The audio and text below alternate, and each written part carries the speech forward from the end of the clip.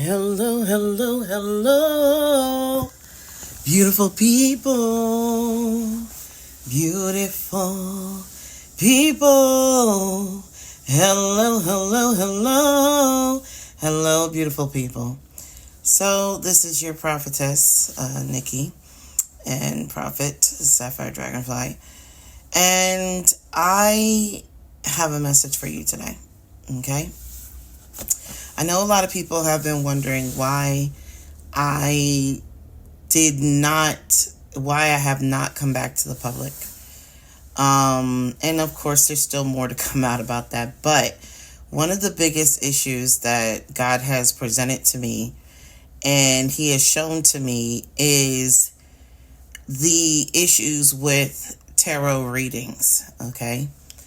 While I understand that a lot of you guys watch tarot readings because you're trying to gain guidance and understanding into your situation, there are tarot readers that they're giving out too much information. Okay? Now, it's fine when you're doing like a collective reading, and it's just like a situational read, and it doesn't really apply to any particular person. It's like a general collective reading. There's nothing wrong with those. But when we're doing the ones with the signs, if you have a person in your life who is aware that you watch tarot, okay, those people, and I got to keep it real, okay, those people who are being deceptive with you, who are trying to pull the wool over your eyes, who are trying to play mind games with you and do things to you, if they know who you're watching, they're going to watch those readers, and they know that particular reader, okay, or prophet in my case, is speaking the truth. Okay, I have had so many people who have come back to me and confirmed and verified the things I spoke came true or came to pass. And some of it was prophetic word that was given with no deck of cards, because I don't need them. Okay, I don't need tarot. I'm gonna be honest with you. Nobody that is a true prophet needs tarot. Okay. We don't need tarot in any way, shape, or form. We can give you the message, like literally without any cards, and that's just the way it is, period. All right. Those who cannot give a message without cards, they are not prophetic. They are actual readers. Okay. But I'm gonna keep it real. Most of the prophets out here who can give you the message without the cards don't do it because people really want to see the cards. They like, even when I've done messages with people in private appointments, the biggest thing they do, they like seeing the cards. They like the artwork. They like the uniqueness. They like seeing the confirmation. Okay. They like seeing the cards. Let's put it this way. God gives you confirmations in 2s and 3s, right?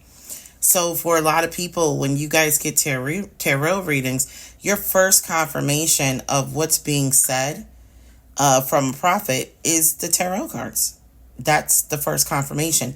Then from there, a true prophet will tell you to seek, that God will show you other confirmation. He'll show you the second and third confirmation through other people, places, and situations.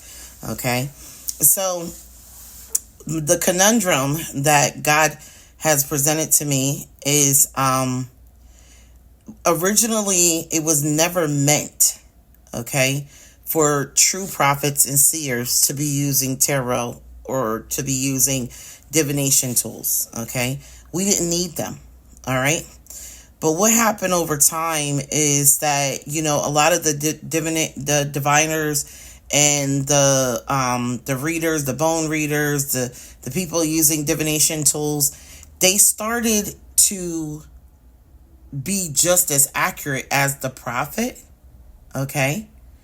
And when I say accurate, what I'm saying is they can, because they're not the same. Okay. But they are able to give a lot of the same information, except The prophet can give that intimate information that only you and God would know. Okay? We can tell you the exact prayers that you prayed, word for word. Okay? And people be like, oh my God, it's a monitoring spirit. No, stop it. So many people out here just refuse to believe that God is real. They just refuse to give him his just due. And that's really what it comes down to. When you come across those people that are just, well, how does she know this? Or how does he know that? And how can they do that? And, they gotta be possessed. They gotta be dealing with demons. They gotta be, no. Okay? No, it's not even that serious. Okay? And then even when it comes to mediumship, they're like, oh, well, only mediums talk to the dead.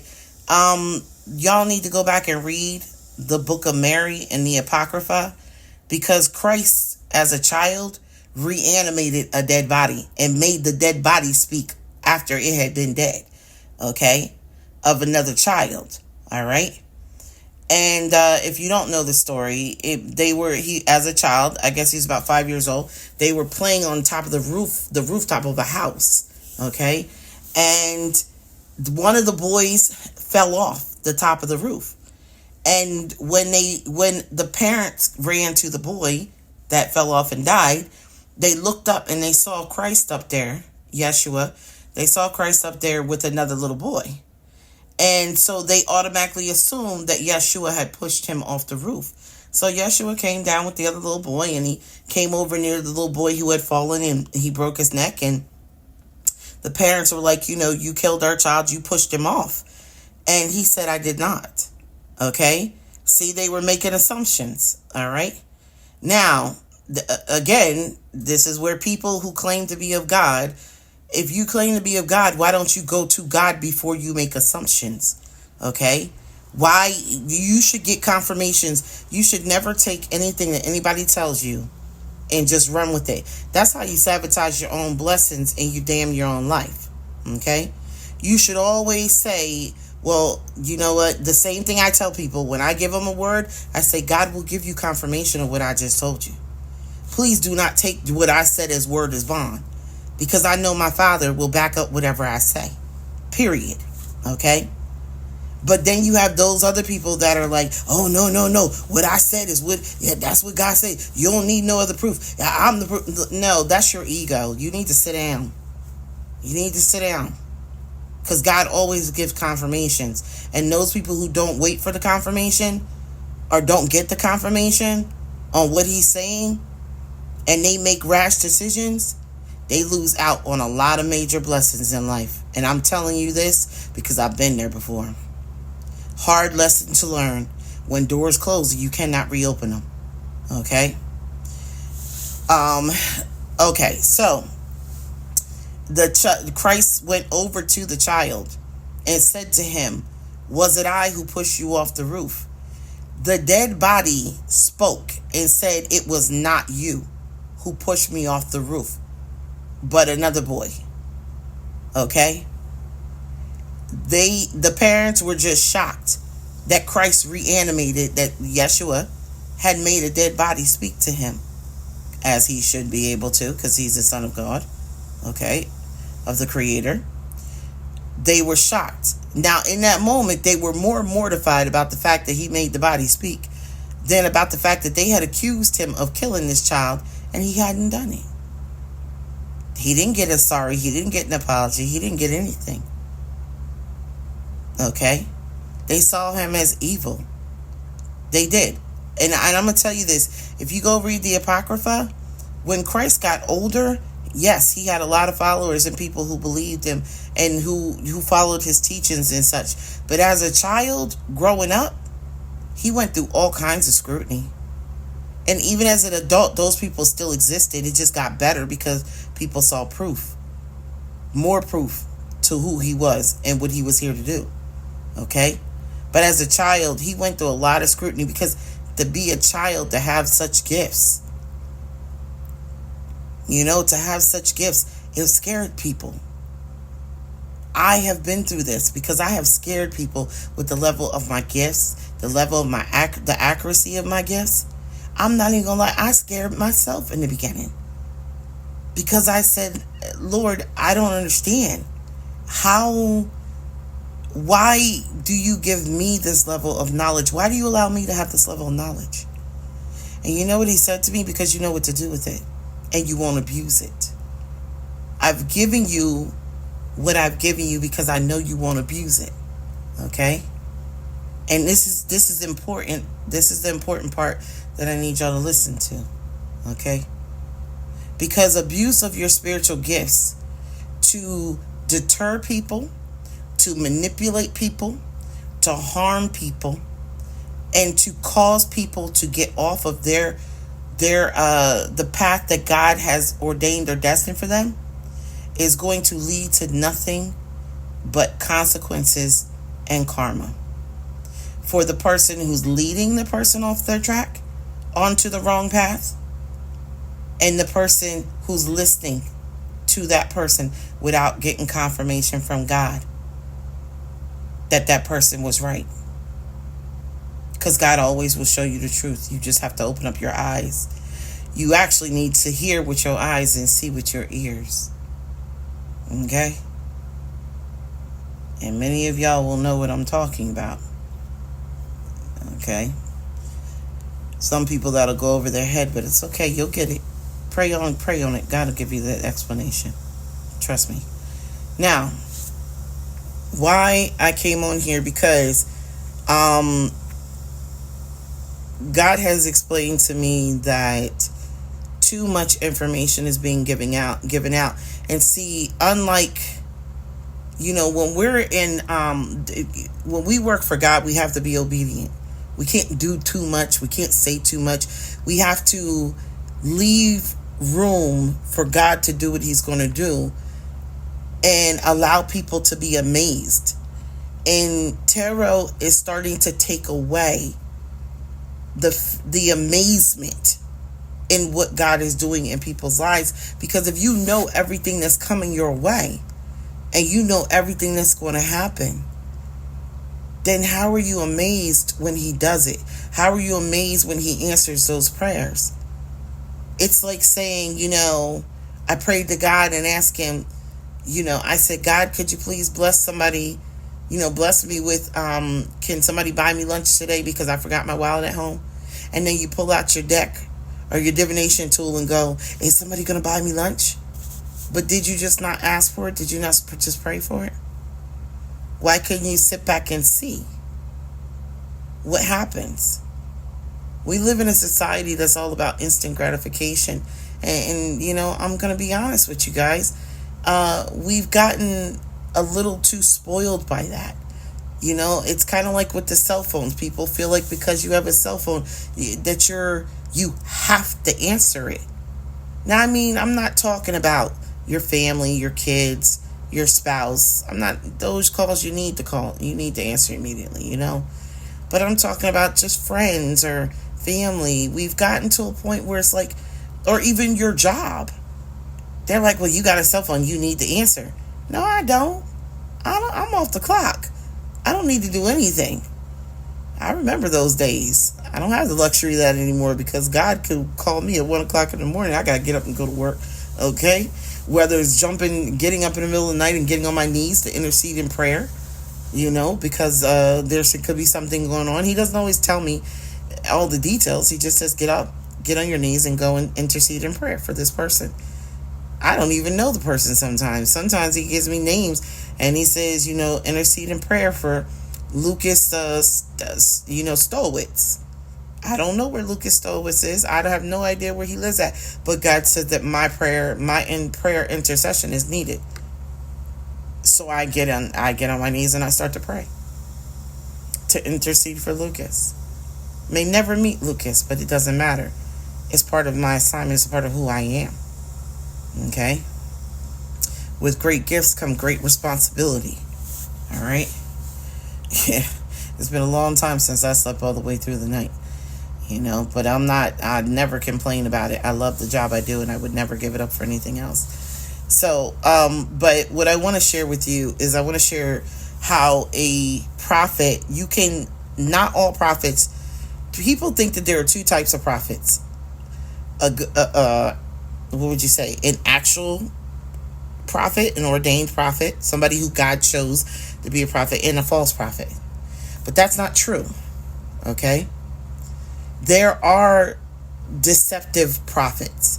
Prophets who are ordained with a higher level of knowledge, but they use it in a way to deceive people, manipulate people, control people.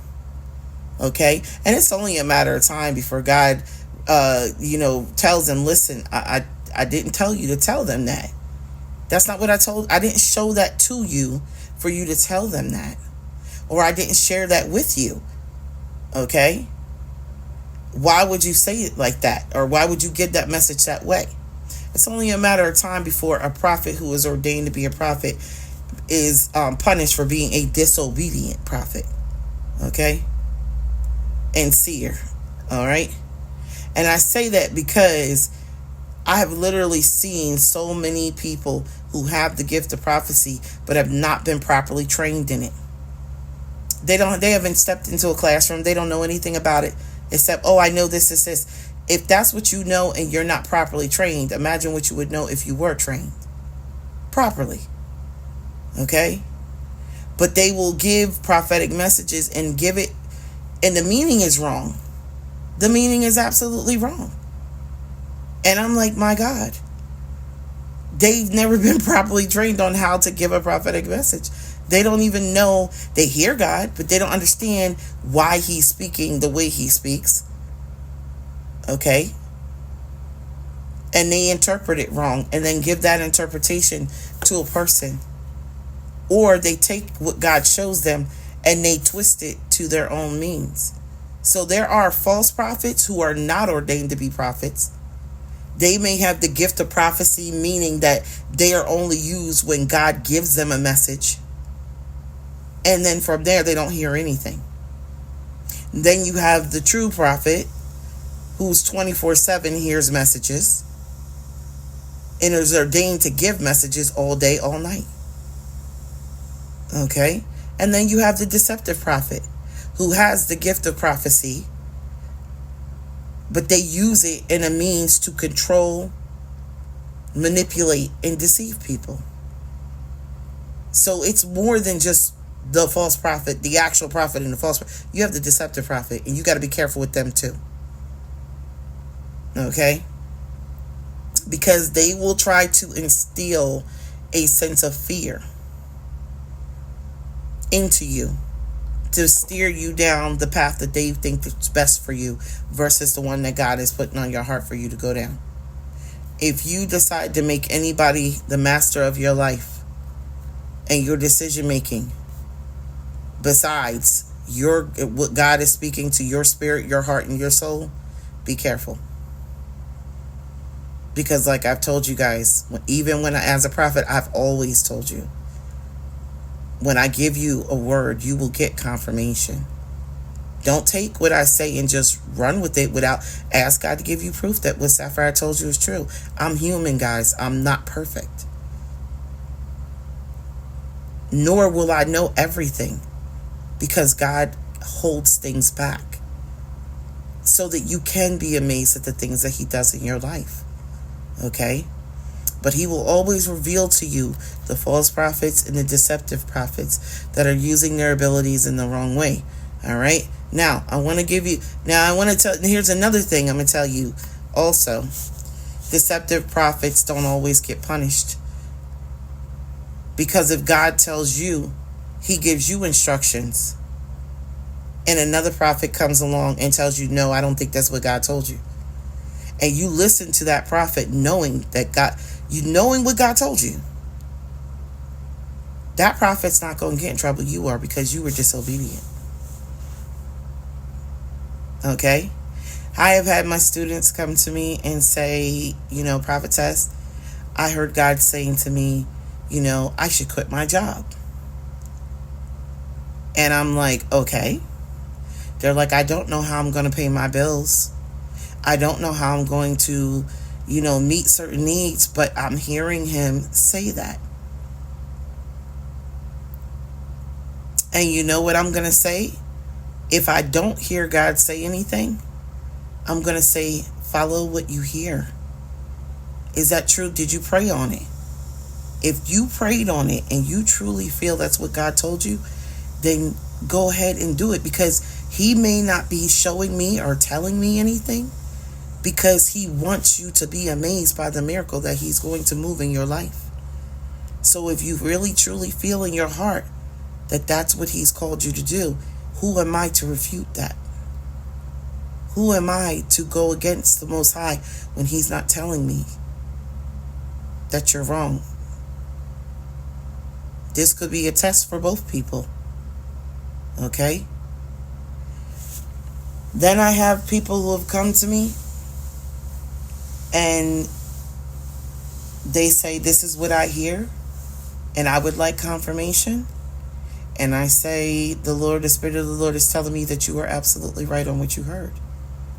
I don't even need to know what you heard to give you confirmation, because he'll tell me. I'll say, Lord, she's standing here. She wants to know what you spoke to her earlier. She wants to make sure that it was you speaking to her. And he will say, yes, it was me. It was me truly speaking to her. And I will let you know, yes, he said that it was him speaking to you. So you don't need to disclose to me what he said, because some things are intimate between you and the Creator. But just know that I am always here for the greatest good of every person.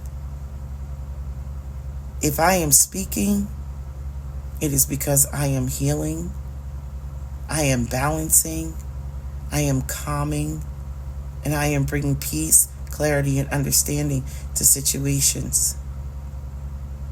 When I stop speaking, please know that's an issue. Okay? When I no longer concern myself with whether a person has clarity, understanding, or they're okay, trust me, I have then passed it off to the Creator. And I'm not saying I don't care. I have passed it off to the Creator, because I realize that, you know what this person needs or what this person is looking for, I don't have it, and I may not have it. And so I have to let God I have to pass the reins over and be okay with that and have more faith, because, who could be greater to handle a situation or to take care or guide someone or heal someone or calm a situation and bring peace? So it's not that I don't care. It's that I don't feel the need to control. And I trust God. I will tell you, leave that man alone. And then I'm going to let you deal with the situation. Then I'm going to fall back. But you know me, I'm a person who will say, look, leave that man or woman alone, because God is still working on them. I'm not saying that you're not going to be with them. I'm not saying that that's not your person. Sometimes I'm going to say it isn't, because the cycle's over. But what I do know is that hurting people hurt people. Unhealed people hurt people intentionally. So if you have a person in your life who's intentionally hurting you, I will never tell you to continue putting yourself in a position of being hurt. God would never, no. Hand it over to him and let him handle it. Pray over the situation and release it. Because you only get one heart, and I've told you guys this, and you got to protect it with everything you got. And if you're lucky enough to meet someone who loves you back, and they protect their heart, y'all got to protect each other's heart. The gift is not the husband or the wife or the boyfriend or girlfriend. The gift is the union of two people who protect each other. Not out of fear, not out of malice, but truly out of genuine love, concern for the other person's safety. Okay? So I want to go read from 1 Kings, okay? And 1 Kings chapter 13, all right? And this happened just as Jeroboam was at the altar about to make an offering. A holy man came from Judah by God's command and preached. These were God's orders to the altar. Okay? Altar, altar. God's message. A son will be born into David's family named Josiah. The priests from the shrines who are making offerings on you, he will sacrifice on you. Human bones burned on you. At the same time, he announced a sign. This is the proof God gives. The altar will split into pieces and the holy offerings spill into the dirt. When the king heard the message the holy man preached against the altar at Bethel, he reached out to grab him, yelling, "Arrest him!" But his arm was paralyzed and hung useless. So we have a prophet who was sent. Okay? He was sent to tell the king, if you put an offering on that altar for anything else but God, the Creator, that altar will break. And that will be God's doing. Okay? And so, what did he do? He told them, the king said, arrest him. And when he did that, his arms went limp. Hung at his side. Okay? At the same time, the altar broke apart and the holy offerings all spilled into the dirt. The very sign the holy man had announced by God's command. The king pleaded. Now, everything he said just happened, right? And the king pleaded, verse 6, the king pleaded with the holy man, help me. Pray to your God for the healing of my arm. The holy man prayed for him, and the king's arm was healed as good as new. Now let me stop right here before I go into verse 7. You want to know why Yahweh was capable of healing the king's arm? Because Yahweh is the creator of all human beings. Okay? So the false gods that these people are worshiping out here, they can't heal you. They can't heal you. But the creator can. So the king literally said, pray to your God. It wasn't just his God. It wasn't just the God of the prophet. It was the king's God too. But he's so ignorant he didn't even know. Because he had been worshiping false gods for so long. See, man always wants to make it about a competition. Well, who's more prophet than the other prophet? Who knows more than the other one? Whose prayer is going to be stronger? Who's really praying to God? My God is going to do this. My God. It's always got to be a competition. But see, in that moment, this is where you realize who the true person of Yah or of God is, the true prophet, because it's not a competition. In that moment when the king asked him, help me, pray to your God for the healing of my arm, the prophet did not say to him, why would I do that when you don't worship my God? He didn't do that. Mind you, this is the same king that just ordered that him be arrested. So had he knows how, if I pray for this man's arm to be fixed and God fix it, he could arrest me. But he didn't judge that in that moment. He didn't judge that man. He didn't judge that king. He did his job, which is what?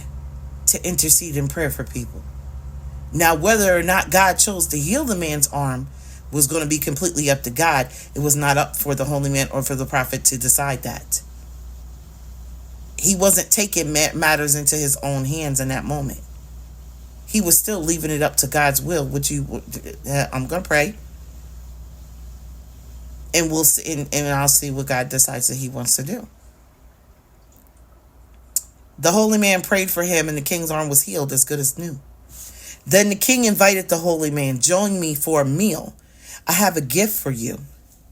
The holy man told the king, "Not on your life. You couldn't pay me enough to get me to sit down with you at a meal in this place. I'm here under God's orders, and he commanded, don't eat a crumb, don't drink a drop, and don't go back the way you came." Then he left by a different road than the one on which he had walked to Bethel. That is obedience. Obedience saved my life. I'm alive today because of obedience to God, to Yah, to the Creator. And it's so funny. I said that to someone, and they were like, "Prophet, that's a whole book." Obedience saved my life. It did. And it has saved my life. This king offered this man to sit down and eat with him. But when a person wrongs you, you don't crack bread with them. The meaning of a covenant is a pact, a contract. So who we eat with, who we sleep with, who we interact with, creates a contract, a covenant. This is why I tell y'all, my men, you need to stop sticking every woman out there, because you're making a covenant and a contract with that woman's energy, and you don't know what that woman's been into behind closed doors. You don't know. Looks can be deceiving. And for my women, the same thing. You eat every man that offers you a meal, not worth it. And that's on God.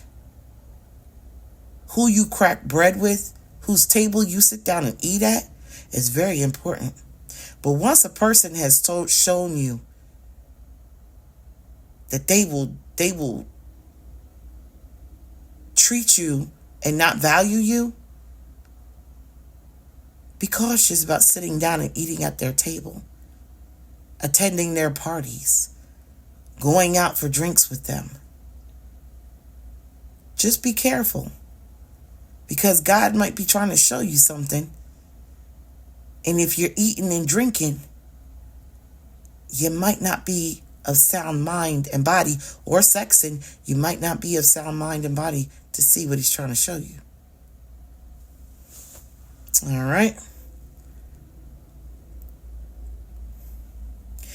Now, this is where the deceptive prophet comes in, verse 11. We are in 1 Kings chapter 13, verse 11.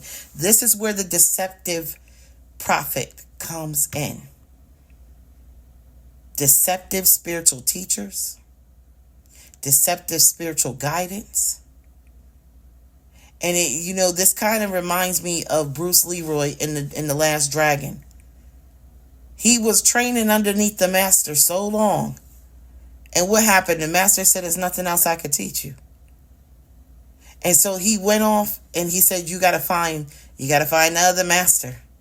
He could take you to the next level. And the whole time he's searching for the other master, it was him. Sometimes we become so good at being a student that we don't even recognize when we've surpassed our teacher, or we've equaled out, and we are equal to our mentors and our teachers. And then in certain situations, yes, we will go back to being the student, but in other situations, we are equal. You know what I'm saying? Verse 11. There was an old prophet who lived in Bethel. His sons came and told him the story of what the holy man had done that day in Bethel. Told him everything that had happened and what the holy man had said to the king. Their father said, "Which way did he go?" His sons pointed out the road that the holy man from Judah had taken. He told his sons, "Saddle my donkey." When they had saddled it, he got on and rode after the holy man. He found him sitting under an oak tree. He asked him, "Are you the holy man who came from Judah?" "Yes, I am," he said. "Well, come home with me and have a meal. He replied, sorry, I can't do that, the holy man said. I can neither go back with you nor eat with you in this country. I'm under strict orders from God. Don't eat a crumb, don't drink a drop, and don't come back the way you came. But he said, I am also a prophet, just like you. And an angel came to me with a message from God. Bring him home with me, with you, and give him a good meal. But the man was lying. So the holy man went home with him, and they had a meal together. If you think that prophets, pastors, evangelists, apostles, and teachers don't lie in the church, under the Creator, under God, then you really are naive and gullible. Okay? You are very naive and gullible, because I am telling you that people of Christianity and who work for God lie just like anybody else. But I want you to pay attention to this, because he told him, the holy man said, God gave me directions. God gave me orders to do something. These were orders that were given directly to him. The prophet who lied said an angel came to me and gave me the message. Now, in that moment, the holy man trusted the prophet. But there's a conflict of interest here. Because why would God tell you one thing but tell your brother another? That creates confusion. So if you pray on something and God shows you one thing or speaks one thing into your heart, and somebody else gives you confusion on what God has spoken into your heart, and they try to confuse what God has shown you, now we have a problem, because this is a deceptive prophet. This is a person who knows that you respect their word, or you respect the fact that they have the same title. They have a title. And they are now going to use the respect that you have against you. Because they know that you will listen. And you respect them for so long and whatever. But in this case, he just met this man. But because this man said this and called himself a prophet, he took it. I met a man one day who told me that he was a prophet. I asked him, when were you birthed? He said, I don't know what you mean. My birthday? I said, your prophetic birthday. If you know anything about the school of Samuel, each prophet had to be birthed. They have a prophetic birthday, which is the day that they are birthed by the senior prophet that trained them. They're given the flame and access into the prophetic realm of a higher level. He did not have a prophetic birthday. So I said, well, who was your teacher? Who was your apostle? Or your teacher? Your senior prophet teacher? I didn't go to school. I said, so how do you know you're a prophet? He said, someone told me. I said, who told you? Did another prophet tell you? He said, no. He said, my grandmother, I think he said his grandmother or his mother said that he was a prophet. I said, really? I said, is your grandmother a prophet? He said, no. I said, your grandmother a pastor, an apostle? No. Your mother? No. So you allowed somebody to certify you as a prophet who doesn't even have that calling? That's like somebody telling you that you're a certified doctor, but they've never themselves done anything in the medical field. Make it make sense, please. We are so anxious to listen to titles, but ask people questions before you just go giving them your undivided loyalty and allowing them to just speak into your life and give you instruction. Every person who follows me has seen my birth certificate. They've seen my apostle. He passed away a year ago. Very hard thing for me. He found me. Well, no, let's not refer to that. God led me to him. God led me to him. He wasn't a family member. But when he saw me, he knew what I was, and I didn't even know who I was. And I thank God every day that he was an honest person. And he didn't take advantage of seeing who I was and oh, I could play some games with her. No. He showed me who I was. He taught me. He birthed me.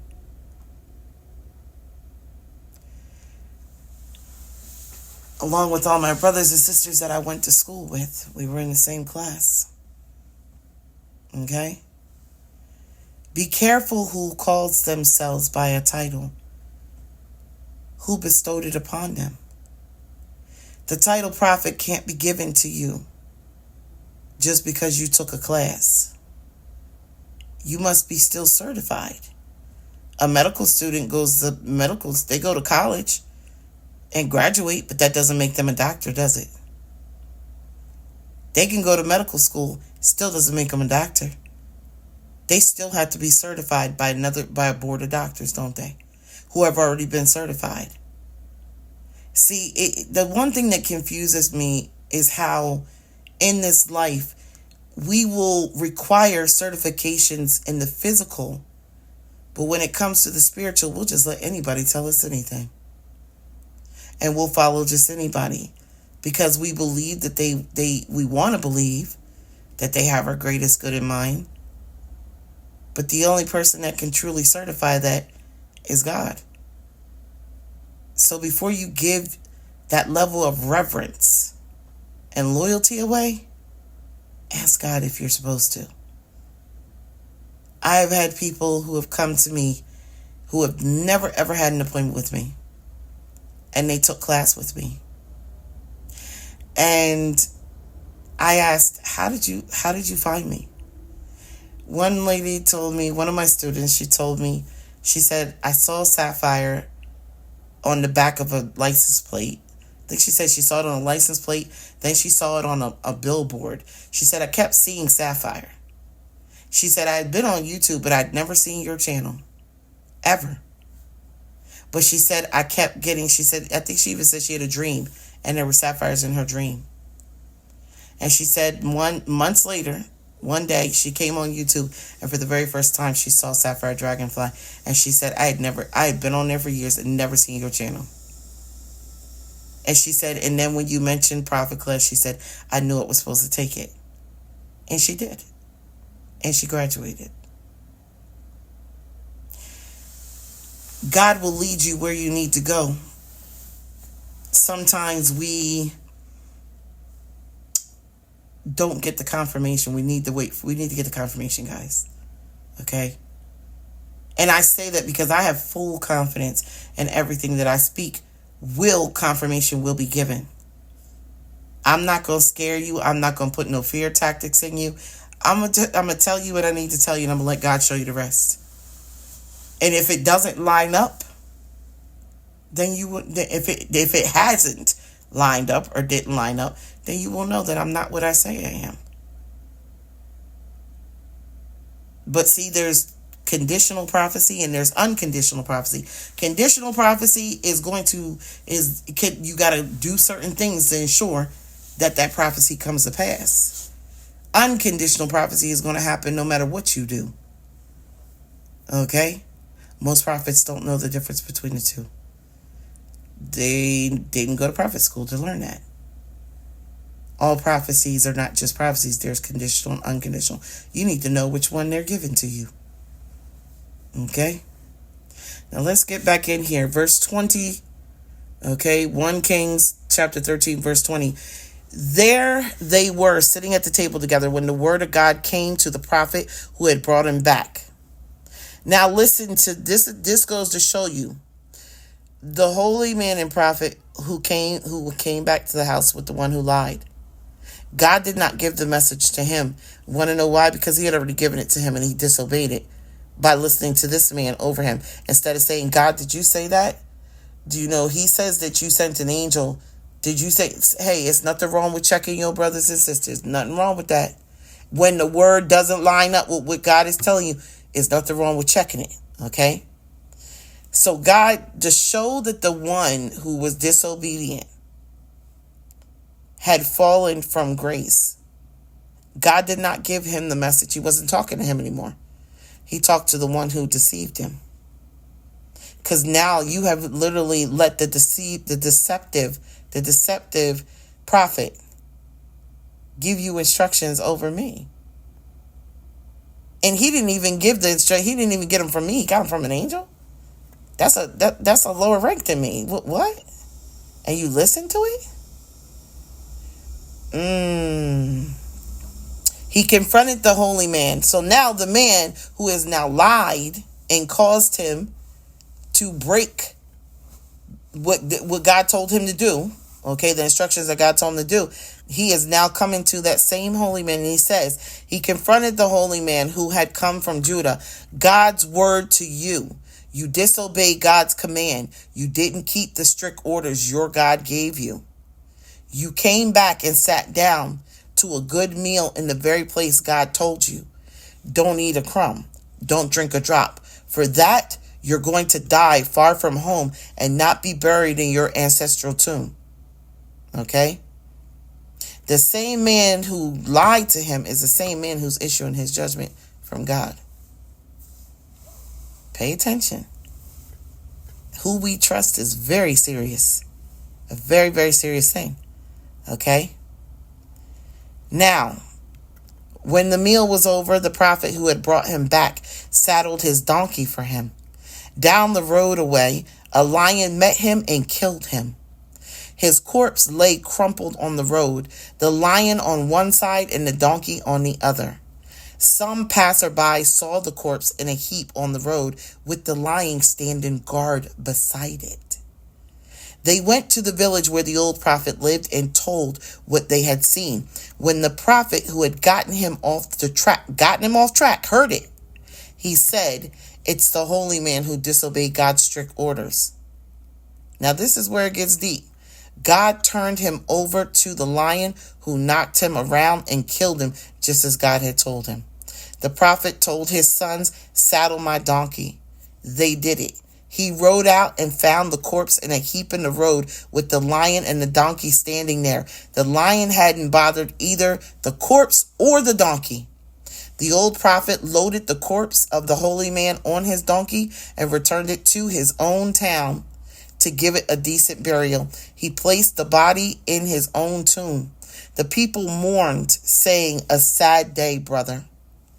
The same man who lied to him was now the man who was burying him, was the man who shared the judgment from God, and was now the man who was going to retrieve his body and bury him.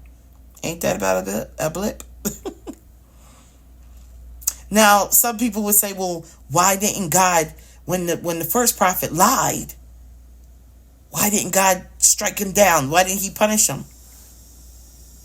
Because it was a test to see if the holy man was going to discern the lie, or was he going to be obedient to what God told him. See, let me finish this. Verse 31. After the funeral, the prophet said to his sons, "When I die, bury me in the same tomb where the holy man is buried, my bones alongside his bones." The message that he preached by God's command against the altar at Bethel and against all the sects and religion shrines in the town of Samaria will come true.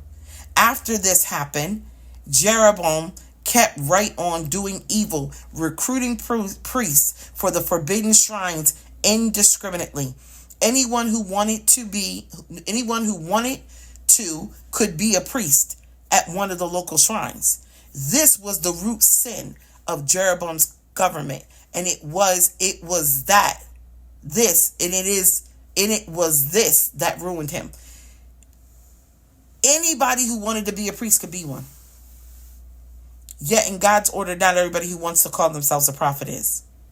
And not everybody can be a prophet. Not everybody can be a pastor. Not everybody can be a teacher. Not everybody can be evangelist. And not everybody can be prophet, apostle, evangelist, teacher. What am I missing? I'm missing one. Pastor, prophet, apostle, evangelist, teacher. Oh, no, that's all 5. Okay. All right.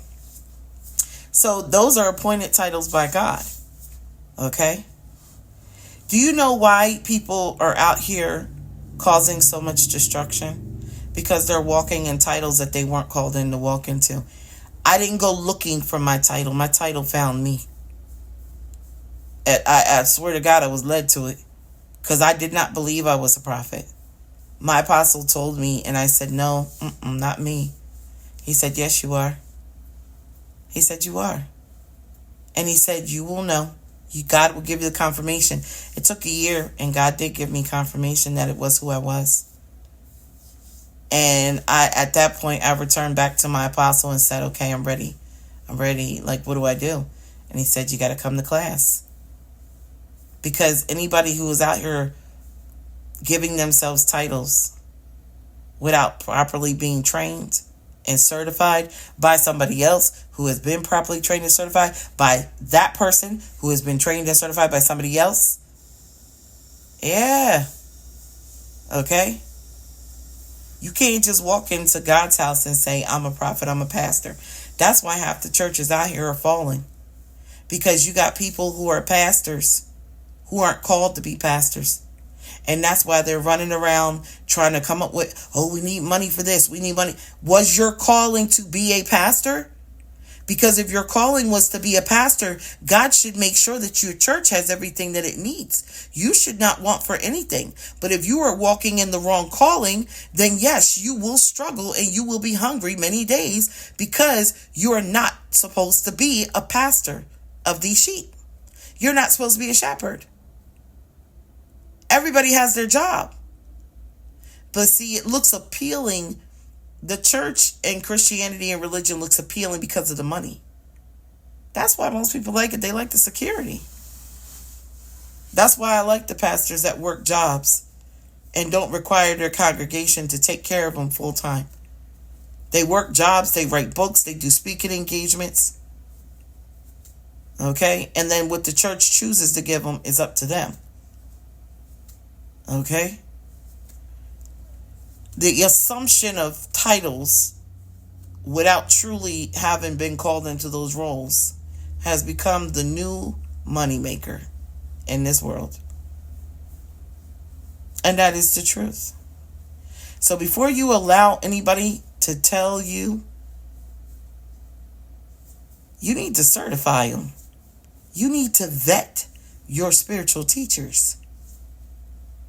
You need to know something about them. And there's a lot of people that's going to get pissed with me saying this. But see, when you know that you've been certified and you know you're walking the walk that you're supposed to walk,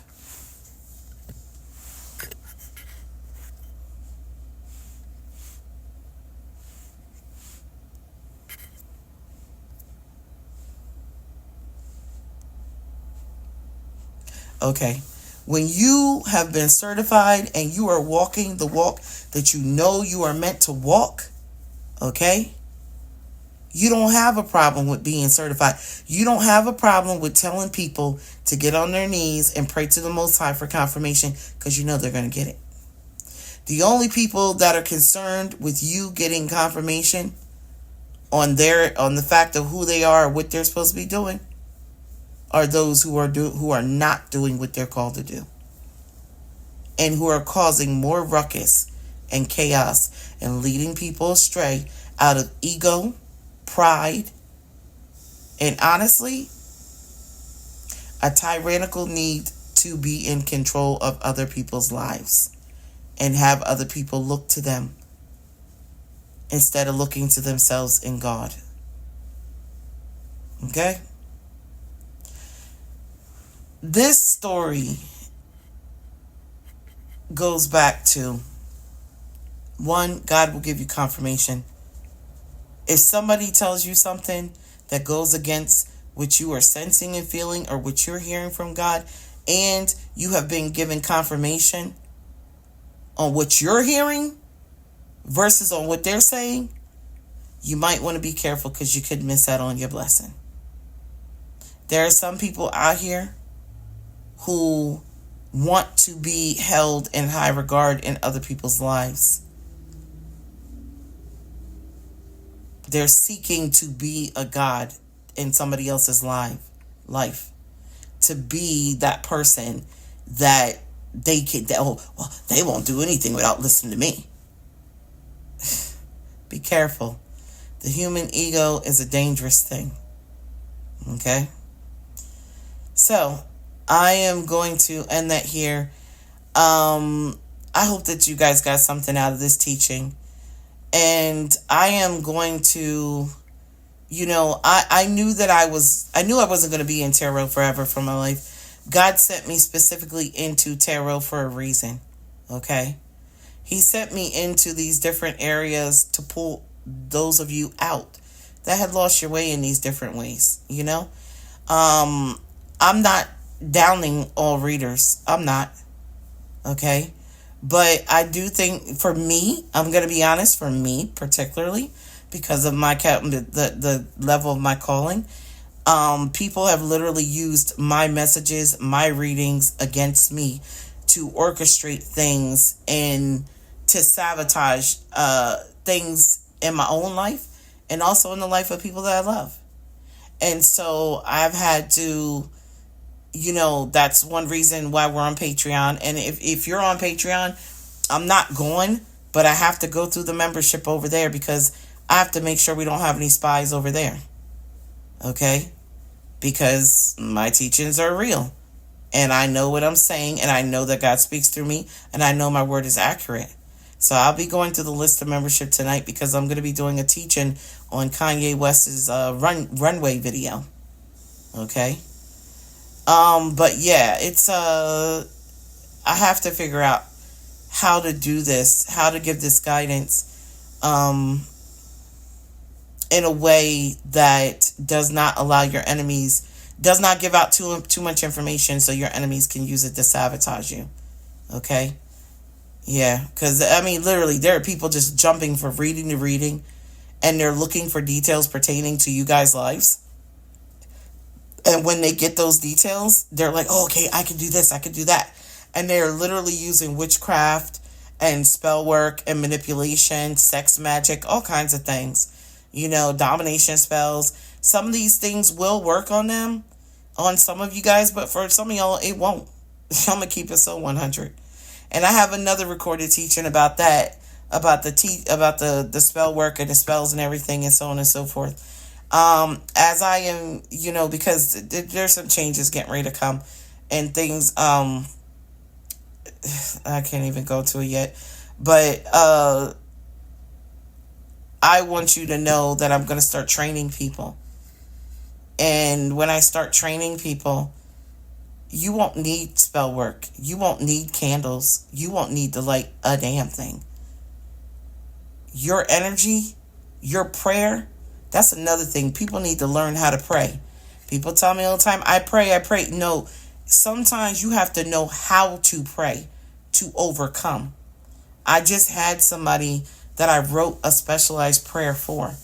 And she called me back tonight and told me, yesterday. She told me yesterday.